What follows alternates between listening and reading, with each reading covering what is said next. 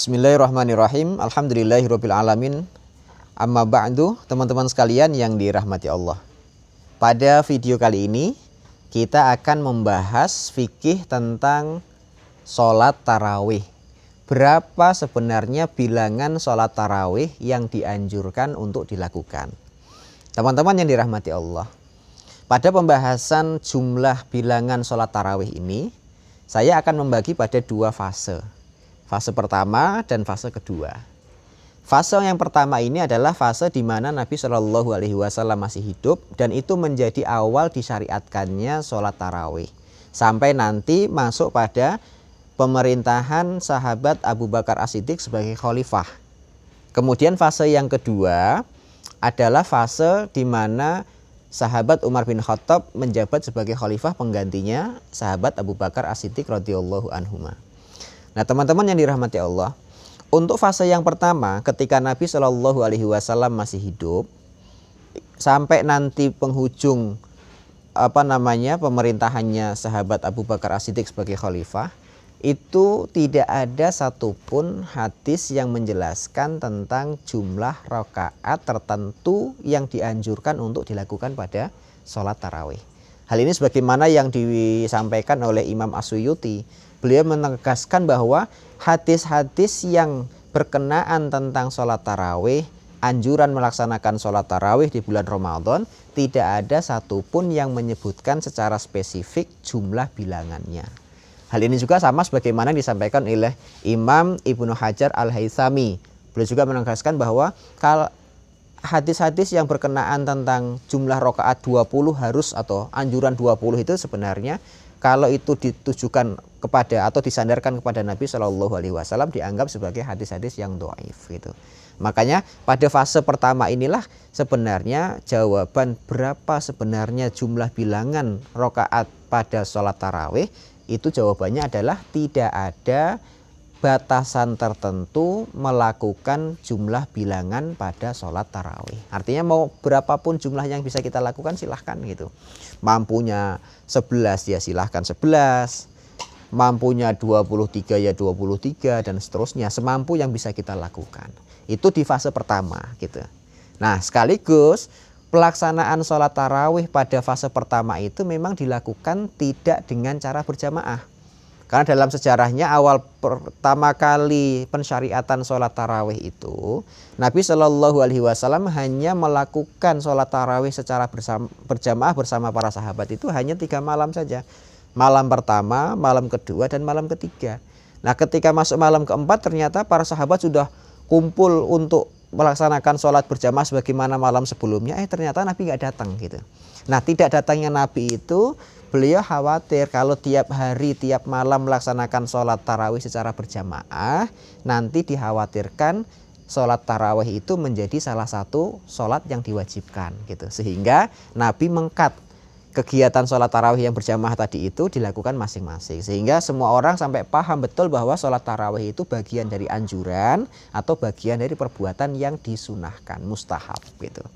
Nah, nanti pada fase pertama ini orang sudah betul-betul paham bahwa sholat tarawih itu bukan kewajiban. Nah, nanti ketika sudah masuk pada fase kedua, yaitu ketika sahabat Umar bin Khattab radhiyallahu anhu menjabat sebagai khalifah penggantinya Abu Bakar As-Siddiq radhiyallahu anhu, baru beliau meminta salah seorang sahabat Qari'ul Quran untuk menjadi imam dan melaksanakan sholat tarawih berjamaah untuk yang pertama kali setelah fase pertama itu putus gitu atau selesai gitu. Disitulah kemudian beliau mengatakan nikmal bid'ah hadhihi gitu. Sebaik-baik bid'ah itu ya sekarang ini yang sedang saya lakukan. Artinya memang Nabi tidak mencontohkan secara penuh melaksanakan sholat tarawih secara berjamaah terus menerus, tapi justru pada pemerintahannya sahabat Umar bin Khattab sebagai khalifah itu baru dimulai secara teratur pelaksanaan sholat tarawih secara berjamaah. Nah, disitulah kemudian ada beberapa riwayat yang sedikit berbeda antara satu hadis dengan hadis yang lainnya. Ada satu hadis yang disandarkan kepada Umar bin Khattab, artinya beliau meminta kepada para sahabat untuk menjalankan sholat tarawih itu 20 rakaat gitu. Ini riwayat pertama. Ada juga yang menyebutkan ya karena hadis umum yang disampaikan oleh Ummul Mukminin Aisyah radhiyallahu anha bahwa Nabi itu tidak pernah melaksanakan sholat malam baik di dalam maupun di luar bulan Ramadan lebih dari 11 rakaat. Lah itu menjadi dalil kedua yang menyebutkan bahwa sholat tarawih itu hanya 11 rakaat saja. 8 rakaatnya sebagai tarawih, kemudian 3 rakaatnya adalah witirnya gitu. Nah ini beda lagi setelah fasenya Umar bin Khattab masuk pada zaman-zaman berikutnya atau generasi berikutnya, justru terjadi perbedaan antara penduduk Makkah dan penduduk Madinah. Kalau penduduk Makkah itu sholatnya menggunakan 20 rakaat ditambah dengan 3 witir, berarti 23 gitu. Itu penduduk Makkah. Nah tapi masalahnya penduduk Makkah itu ketika 4 rakaat dia dapat 2 rakaat salam berarti 4 rakaat nih. Nah setiap 4 rakaat itu mereka tawaf 7 kali putaran. Setelah selesai tawaf, sholat lagi sebagaimana yang dilaksanakan tadi. Dapat 4 rakaat lagi, tawaf lagi gitu. Lah melihat kondisi yang kayaknya kok pahalanya orang Mekah ini banyak banget gitu kata orang Madinah. Saya irilah gitu, kami irilah orang-orang Madinah itu. Gimana caranya untuk mengejar ketertinggalan pahala yang sudah dimiliki banyak oleh orang-orang Madinah, orang Makkah yang bisa melaksanakan tarawih yang di dalamnya ada beberapa kali melaksanakan tawaf gitu. Karena orang-orang Madinah ini iri atas pahala yang didapatkan oleh orang Mekah, maka orang Madinah punya inisiatif. Udah kalau mereka bisa mendapatkan pahala melalui tarawih plus ada tawafnya, kita sekarang akan menambah jumlah rakaat gitu. Makanya orang-orang Madinah pada masa itu banyak yang melaksanakan sholat tarawih itu jumlahnya 36 rakaat, ditambah 3 lagi menjadi 39 rakaat bilangan tarawihnya gitu. Beda banget gitu. Nah kemudian ada sebagian ulama juga yang memilih mengambil 11 rakaat. Namun 11 rakaat itu lebih banyak diambil surat-surat yang jumlahnya mi'in kalau dalam bahasa fikih itu ya. Jadi bilangan-bilangan ayat Al-Quran yang jumlahnya ratusan seperti Al-Baqarah, Ali Imran, Al-Maidah dan lain-lain tadi itu. Nah walaupun yang diambil adalah 11 rakaat, namun yang dibaca ayat-ayat panjang sehingga mungkin mulai dan akhirnya itu bisa sama antara yang 11 rakaat dengan ayat-ayat panjang atau yang menggunakan 23 tapi ditambah dengan tawaf atau yang menggunakan 39 rakaat tapi dengan bacaan yang ringan dan sederhana saja. Artinya 3 bentuk rakaat yang tadi kita sebutkan ada 11 beserta witir, ada yang 23 beserta witir, ada yang 39 beserta witir. Ini semua perilaku para sahabat Nabi dan para ulama setelahnya itu setelah fase kedua, yaitu setelah pemerintahan sahabat Umar bin Khattab radhiyallahu anhu gitu. Artinya teman-teman, kita mau milih rakaat yang manapun sebenarnya tidak ada masalah, diambil saja mana yang paling nyaman untuk bisa kita lakukan. Sing penting gitu ya, yang penting kita itu ya tarawih gitu. Nah yang kedua, di samping kita juga boleh mengejar kuantitas jumlah bilangan yang banyak, tapi juga tetap kita harus memilih kondisi kualitas dalam melaksanakan sholat. Jangan hanya mengejar kuantitas jumlah bilangan yang banyak, tapi sholatnya nggak teratur, misalkan terlalu cepat gitu. Karena beberapa tempat di Indonesia yang saya pernah tonton itu ada yang mengambil 23 rakaat, namun sholatnya hanya 7 menit dalam 23 rakaat tadi. Ya, coba bayangkan 7 menit itu berarti sholatnya model apa gitu. Nah kalau dilihat dari sisi fikihnya, kalau saya pribadi melihatnya itu sudah keluar dari keabsahan sholat karena menghilangkan menghilangkan salah satu rukun sholat, yaitu tumak ninah gitu. Padahal tumak ninah itu penting di dalam sholat dan itu menjadi sentral gitu.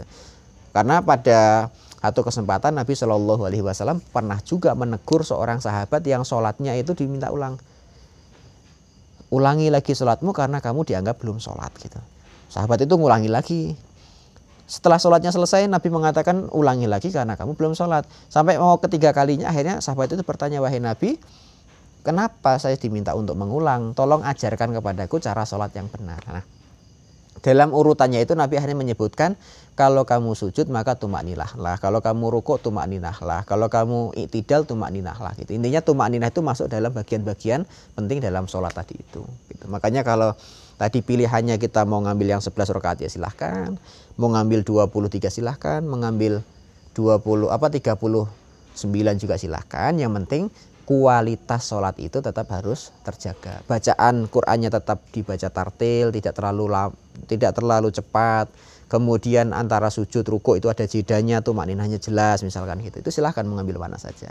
Nah, karena nanti kita jangan sampai habis waktu kita hanya untuk berdebat sementara kita sendiri tidak melaksanakan sholat tarawih. Kira-kira seperti itu teman-teman sekalian. Jadi silahkan pilih mana rakaat yang dianggap nyaman, bisa melaksanakannya dengan khusyuk tanpa harus banyak berdebat. Yang penting kualitas sholat kita terjaga dengan baik dan benar. Moga-moga Allah Subhanahu wa Ta'ala menjadikan sholat tarawih kita itu sebagai wasilah untuk dihapuskannya dosa-dosa kita. Sebagaimana dalam sebuah hadis Nabi mengatakan, man qama ramadhana imanan wahtisaban ghufira lahu ma taqaddama min dzambi. Siapapun orang yang mendirikan sholat malam di bulan Ramadan, yaitu tarawih itu yang kita sebutkan, dengan penuh pengharapan, dengan penuh keimanan, ghufira lahu ma taqaddama min dzambi, maka akan diampuni baginya dosa-dosa yang telah lampau. Baik, demikian teman-teman sekalian yang dirahmati Allah. Moga-moga dari penjelasan yang sederhana dan singkat ini kita bisa dicerahkan, kita mampu menggunakan waktu Ramadan ini sebaik mungkin untuk peroleh pahala dari Allah Subhanahu wa Ta'ala. Aku qouli hadza astaghfirullah li wa lakum innahu huwal ghafurur rahim. Assalamualaikum warahmatullahi wabarakatuh.